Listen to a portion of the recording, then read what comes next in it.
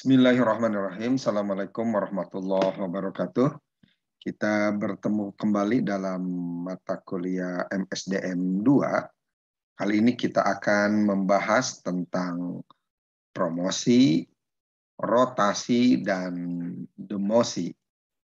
Berbicara tentang promosi, rotasi, dan demosi, ini tidak terlepas dari kebijakan perusahaan dalam mengefektifkan dan mengefisienkan roda organisasi, di mana dengan adanya promosi diharapkan terjadi peningkatan semangat kerja dari karyawan atau pegawai. Menurut Hasibuan, promosi jabatan dipahami sebagai perpindahan untuk memperbesar wewenang dan tanggung jawab kejabatan yang lebih tinggi dalam satu organisasi yang diikuti tentunya oleh kewajiban, hak, status, dan penghasilan yang lebih besar. Sementara menurut Manulang, promosi jabatan berarti kenaikan jabatan, yakni menerima kekuasaan dan tanggung jawab yang lebih besar dari otoritas dan tanggung jawab sebelumnya. Sehingga dapat disimpulkan bahwa promosi merupakan penghargaan dengan kenaikan jabatan dalam satu organisasi ataupun instansi baik dalam pemerintahan maupun swasta. Tujuan promosi seperti dikemukakan oleh Hasibuan yaitu untuk memberikan pengakuan jabatan dan imbalan jasa yang semakin besar kepada karyawan yang tentunya berprestasi kerja lebih tinggi. Dapat menimbulkan kepuasan dan kebanggaan pribadi, status sosial yang semakin tinggi, dan penghasilan yang lebih besar. Selanjutnya, untuk memotivasi agar karyawan lebih bersemangat dalam bekerja, berdisiplin tinggi, dan memperbesar produktivitas kerja. Di sisi lain, promosi jabatan juga menjamin stabilitas kepegawaian dengan direalisasikannya promosi kepada karyawan yang berdasarkan waktu yang tepat serta penilaian yang jujur. Oke. Tujuan lainnya berkaitan dengan promosi ini akan memberikan keuntungan berantai atau multiplier effects dalam perusahaan karena adanya lowongan yang berantai, di mana di sini dapat memberikan kesempatan kepada karyawan untuk mengembangkan kreativitas dan inovasinya yang lebih baik demi keuntungan optimalisasi perusahaan. Lalu juga keuntungan lainnya untuk menambah atau memperluas pengetahuan serta pengalaman kerja para karyawan. Dan ini merupakan daya dorong bagi karyawan lainnya yang melihat rekannya mendapatkan promosi.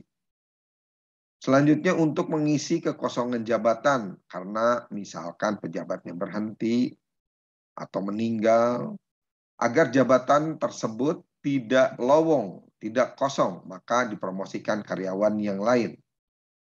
Karyawan yang dipromosikan kepada jabatan yang tepat akan mendapatkan semangat, kesenangan, dan ketenangan. Dan tentunya bekerja akan semakin meningkat kualitasnya, sehingga produktivitas kerja semakin tinggi. Untuk mempermudah penarikan pelamar, sebab dengan adanya kesempatan promosi, ini merupakan daya pendorong bagi pelamar untuk memasukkan lamarannya. Dan yang terakhir, promosi akan memperbaiki status karyawan dari karyawan sementara misalkan menjadi karyawan tetap setelah lulus dari masa percobaannya. Selanjutnya kita lihat dasar-dasar promosi.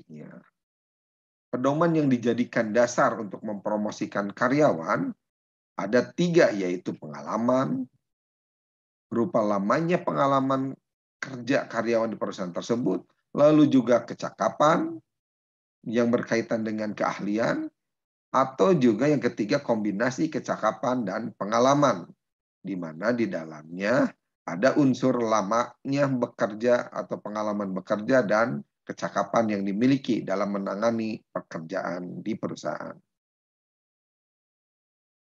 Yang menjadi syarat untuk dilaksanakan promosi diantaranya adalah adanya kejujuran, disiplin, prestasi kerja yang dibuktikan dengan hasil kerja, kerjasama antar lini, baik teman sejawat, atasan, departemen lain, ataupun juga dalam hal melaksanakan tugas yang dilakukan secara bersama.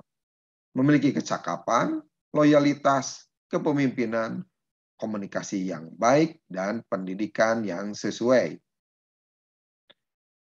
Selanjutnya jenis-jenis promosi. Ada promosi sementara, tetap, kecil, atau diistilahkan kering. Promosi sementara dipahami bahwa seseorang atau seorang karyawan dinaikkan jabatannya sementara karena adanya jabatan kosong yang harus diisi. Sementara promosi tetap, seorang karyawan dipromosikan dari satu jabatan ke jabatan yang lebih tinggi karena karyawan tersebut telah memenuhi syarat untuk dipromosikan. Ya.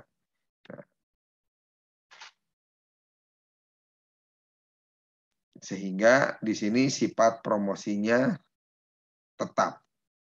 Lalu juga promosi kecil, ya.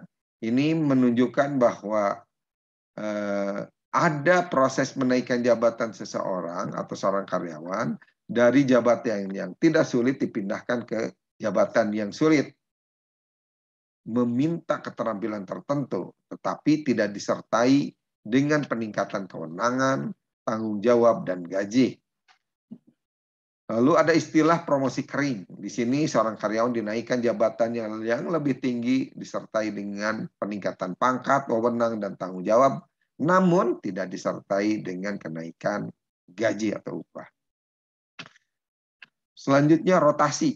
Nah, rotasi pekerjaan merupakan salah satu teknik yang digunakan perusahaan untuk mengurangi monoton, ya. Jadi kerjanya rutin, tidak berubah dari karyawan. Pada umumnya, perusahaan memiliki kebijakan-kebijakan sendiri dalam menerapkan rotasi pekerjaan, yaitu berkala ataupun juga tidak berkala, agar tidak terjadi kemonotonan dalam bekerja.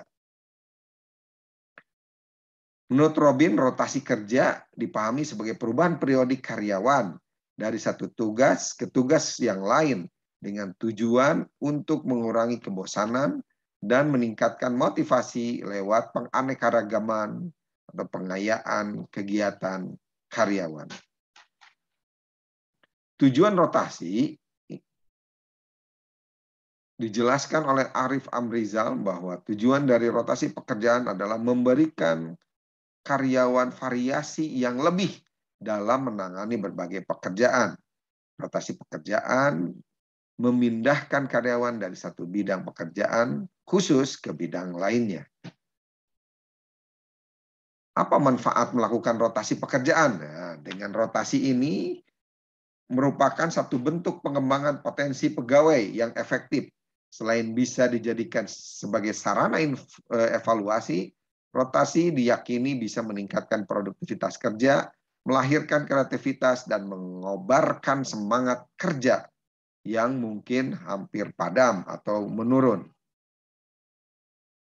Selanjutnya, prosedur rotasi karyawan harus disesuaikan dengan kemampuan karyawan tersebut, sehingga bisa berorientasi pada penempatan orang yang tepat pada posisi yang tepat juga.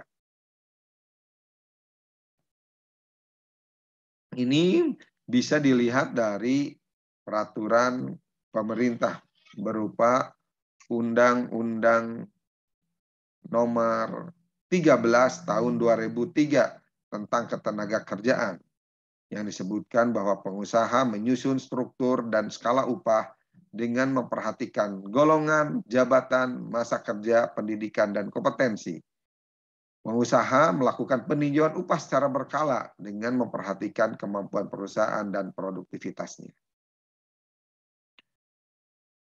Prinsip rotasi jabatan ini merupakan langkah untuk merotasi karyawan dengan posisi yang tepat dan pekerjaan yang sesuai agar semangat dan produktivitas kerjanya meningkat.